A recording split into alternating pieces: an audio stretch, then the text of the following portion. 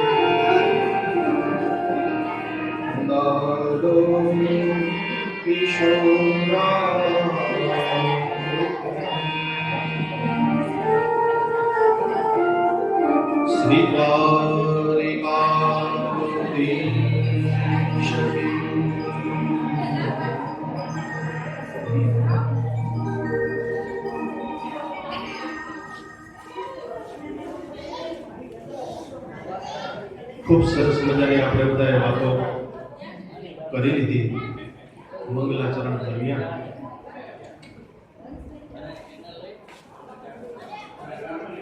सर्गस्थिति निरोधार्थं कामय कामयोनिः तं कामं कामग्नं कामभावाय कामये। भगवत परमात्मा वांगमय स्वरूप विराजमान है। एना श्री चरणों में नमस्कार करी वेदगर्भा वेद जननी भगवती गायत्री माता श्री चरणों में नमस्कार करी तपकेश्वर महादेव श्री चरणों में नमस्कार करी श्री हनुमान जी महाराज श्री चरणों में नमस्कार करी सद्गुरु भगवान श्री चरणों में नमस्कार करी पतित पावनी कलिकलुष विध्वंसिनी जन कल्याण करनारी एवी भागीरथी गंगा में आपणे निमज्जन करवा माटे थी अत्रे उपस्थित थया छे। शास्त्र आपको एम कहे छे कि यो ध्रुवाणी परित्यज्य अध्रुवम परिसेवते ध्रुवाणी तस्य नश्यन्ति अध्रुवम नष्टमेव च। आनो सीधो सादो अर्थ ए थाय कि આપણે જે કામ માટે થઈને ભેગા થયો હોય એ કામ ન કરીએ। यो ध्रुवाणी परित्यज्य परित्याग करे, जे वस्तु प्राप्त होय तेनो परित्याग करे, એને છોડી દે અને જે વસ્તુ નથી પ્રાપ્ત થવાની એની પાછળ દોડ મૂકે। અધ્રુવણ પરિસેવતે, જે નથી પ્રાપ્ત થવાની જે નથી મળવાની એની પાછળ દોડ મૂકે તો શું થાય? ધ્રુવાણી તસ્ય નશ્યંતિ, જે વસ્તુ પ્રાપ્ત છે જે વસ્તુ પાસે છે એ છૂટી જાય અને જેની પાછળ દોડ મૂકી છે એ વસ્તુ ક્યારેય પ્રાપ્ત થતી નથી।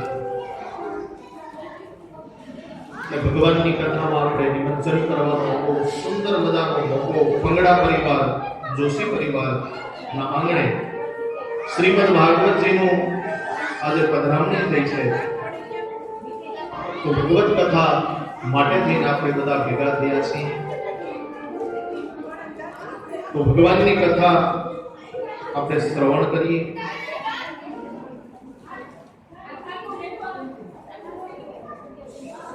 સેનેટાઈઝર બેનેટાઈઝર બધું લગાડી બેસી જાજો વ્યવસ્થિત। આપણા શાસ્ત્રોમાં જ્યારે પણ આપણે કોઈ પવિત્ર ધર્મયુક્ત કાર્ય કરવા જતા હોય ને ત્યારે એક વિધાન આવે છે। અત્રે અમારા નયનભાઈ શાસ્ત્રીજી બિરાજમાન છે, અહીંયા બે બિરાજમાન છે શાસ્ત્રીજી, ખબર છે દિગ્રક્ષણ, તમને સવારે પૂજાની અંદર કરાવ્યું છે. સરસવાદમાં આપે અને પછી મંત્રોચ્ચાર કરે અને મંત્રોચ્ચાર દ્વારા દસે દિશાની અંદરથી ભગવાનને પ્રાર્થના કરવામાં આવે આ જગ્યાનું રક્ષણ કરજો, પ્રોટેક્શન કરજો. તો દિગ એટલે દિશા, રક્ષણ એટલે પ્રોટેક્શન. અત્યારે સેનેટાઈઝર વગર લગાડ્યા વગર કોઈ પણ વસ્તુનો સ્પર્શ સંભવ નથી. માસ્ક પહેરવું ફરજિયાત છે, સોશિયલ ડિસ્ટન્સ રાખવું ફરજિયાત છે. આવી બધી વસ્તુઓનું આપણે પાલન કરીએ છીએ. શું કામે? તો કે ભય છે હૃદયની અંદર કે કદાચ કોરોનામાં સપડાઈ જશું અને મૃત્યુ થશે તો એ ભયને કારણે આપણે સાવધાની રાખીએ છીએ. પછી એ ભય પોલીસનો હોય, કોઈ રાજકીય હોય કે પછી શારીરિક હોય. તો જ્યાં સ્વયં ભગવાન બિરાજમાન છે, શાસ્ત્ર આપણું એમ કહે છે, ત્યાં તમામ તીર્થો સ્વયં ચાલી અને ભગવાનના દર્શનાર્થે આવે છે. આપણે દર્શન કરવા જવું હોય તો હજારો કિલોમીટરની યાત્રા કરવી પડે, આપણે ત્યાં જવું પડે, મહેનત કરવી પડે, પૈસા પણ ખૂબ લાગે. ત્યાં ગયા પછી પણ જો શારીરિક સક્ષમતા આપણી એટલી ન હોય તો ત્યાં નાઈ ન શકીએ. શિયાળામાં આપણે ગયા હોય ગંગાજી, જમુનાજી, પાણી એટલું બધું ઠંડુ હોય કે આપણે શારીરિક આપણી ક્ષમતા ન હોય તો આપણે નાઈ ન શકીએ, આપણે એની અંદર સ્નાન ન કરી શકીએ. તો ત્યાં જવાથી પણ આપણને લાભ મળતો નથી જો ભગવત કૃપા ન હોય તો. પણ આ ગંગા આપણા ઘરે બેઠા આવી છે. અંગડા પરિવાર, જોશી પરિવારના માધ્યમ દ્વારા ઘર બેઠા આપણને ગંગા મળી છે. એ ગંગામાં જેટલું બને એટલું આપણે સ્નાન કરીએ, એ રસપાન કરીએ, એવી ભાવનાથી આપણે બધા બેઠા છીએ. પિતૃઓના મોક્ષાર્થે કથા ન હોય, ક્યારેય પણ ન હોય. મહારાજ તમે તો લખી દીધું કે પિતૃઓના મોક્ષાર્થે. પિતૃઓની પરમ કૃપા થાય ને ત્યારે કથાનું આયોજન થાય, એવો વિચાર આપણને આવે. એ બધા રાજી જ હોય, એની કૃપા હોય આપણા ઉપર, તો જ આવું આયોજન આપણે કરી શકીએ. આપણે કહીએ છીએ કે સારા કામમાં 100 વિઘ્ન આવે. તો પિતૃઓની પરમ કૃપા હોય, વડીલોની પરમ કૃપા હોય ને તો જ આપણને આવો વિચાર આવે. અને વિચાર આવે એટલું જ નહીં, એની અનહદ કૃપા હોય ને ત્યારે આ વિચાર સાર્થક થાય. મહેનત ઘણાએ કરી હશે, પણ વિચારને સાર્થક કરવા માટે થઈ અને ભગવત કૃપા, ભગવાનની કૃપા જરૂરી છે. જેના ઉપર ભગવાનની કૃપા થાય એને જ ભગવાન મળે છે. ભગવત કૃપા થઈ છે આપણા ઉપર. સાક્ષાત ભગવાનનું વાગ્યમય સ્વરૂપ અત્રે બિરાજમાન છે. એવા ભાવ સાથે આપણે પ્રણામ કરીએ અને ભગવાનને યાદ કરતા કરતા, ભગવાનનું સ્મરણ કરતા કરતા, આપણા પિતૃઓના તો ઉદ્ધાર છે જ, આપણા પિતૃઓની તો કૃપા છે, એટલા માટે થઈને તો અવસર આપણને પ્રાપ્ત થયો છે.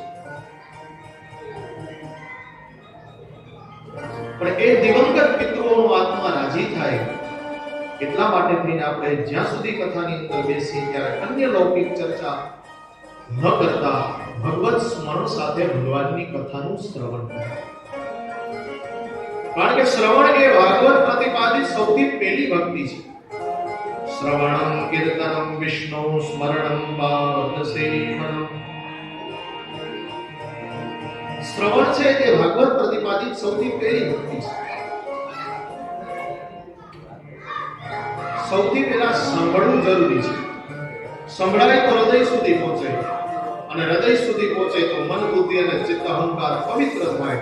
આ અંતઃકરણ ચતુષ્ટય જ્યારે પવિત્ર થાય ત્યારે જેવી રીતે સુખદેવજી મહારાજે પરીક્ષિતને કથા સંભળાવી, એક એક સ્કંદની કથા કરતા જાય અને એક એક સ્કંદમાં ભગવાનના એક એક સ્વરૂપનું દર્શન થતું ગયું પરીક્ષિત મહારાજને. તો કેવા ભાવથી આપણે કથા સાંભળીએ કે દ્વાદશમ ગોપૈ પુરુષઃ, આ ભગવાનનું વાગ્યમય સ્વરૂપ છે. વ્યાસજીએ જ્યારે કથા લખવાની શરૂઆત કરી, કથા ને શાસ્ત્રકારોએ ત્રિવેણીનું સ્વરૂપ આપ્યું છે. ત્રિવેણીમાં સ્નાન કરવાથી, ત્રિવેણીમાં નિમજ્જન કરવાથી એનો બહુ મોટો મહિમા છે. પ્રયાગરાજની અંદર તમે સ્નાન કરતા હો તો અનંત ગણું પુણ્ય પ્રાપ્ત થાય. તો એ ત્રિવેણી સંગમની અંદર સ્નાન કરવાથી જે ફળની પ્રાપ્તિ થાય તો કથા પણ ત્રિવેણી સ્વરૂપ છે. શું કામ કે કથા સ્વયં ગંગા સ્વરૂપ છે. ગંગા ક્યાંથી પ્રગટ થયા? વિષ્ણુપાદાગ્ર સંભૂતે ગંગે ત્રિપદગામિની ધર્મ દ્રવ્યે વિખ્યાતે પાપમ તે હરજાનવી. હમણાં અમે નિજ મંદિરની અંદર દર્શન કરવા ગયા. આટલા વર્ષોથી હું મામાની ઘરે આવું છું, વિજયભાઈની ઘરે, પણ મને ખબર નથી માથે ભાગીરથી લખ્યું છે. અત્યારે મને દર્શન થયું. તો એ ગંગા 3 લોકની અંદર નિવાસ કરે છે. વિષ્ણુ ભગવાનના ચરણમાંથી પ્રગટ થયા. બ્રહ્માજીના કમંડલની અંદર સત્યલોકમાં હતા. ભગીરથ મહારાજે તપશ્ચર્યા કરી. એ ગંગાને ધરતી ઉપર લઈ આવ્યા. પછી પાતાળની અંદર પણ ગયા. તો ગંગે ત્રિપદગામિની, 3 જગ્યાએ ગમન કરનારી છે. ધર્મદ્રવ્ય એ ધર્મદ્રવ છે, એ બ્રહ્મદ્રવ છે, એ ભગવાનનો સાક્ષાત સ્વરૂપ છે. કલિકાળની અંદર, પુરાણોની અંદર એમ લખેલું છે કે ગંગા છે ને એ પાપનો નાશ કરનારી છે. એક જ જલમાં એવી તાકાત છે. એક જ હાડનો ટુકડો ગત ગંગામાં જાય, હાડકાનો એક માત્ર ટુકડો ગંગાજીની અંદર પધરાવી દો તો 71 પેઢીમાં કોઈ દી ભૂતનો સર્જે ભાગી નથી. તમારી 71 પેઢીમાં કોઈ દિવસ કોઈ પ્રેતાત્મા બને છે. આપણે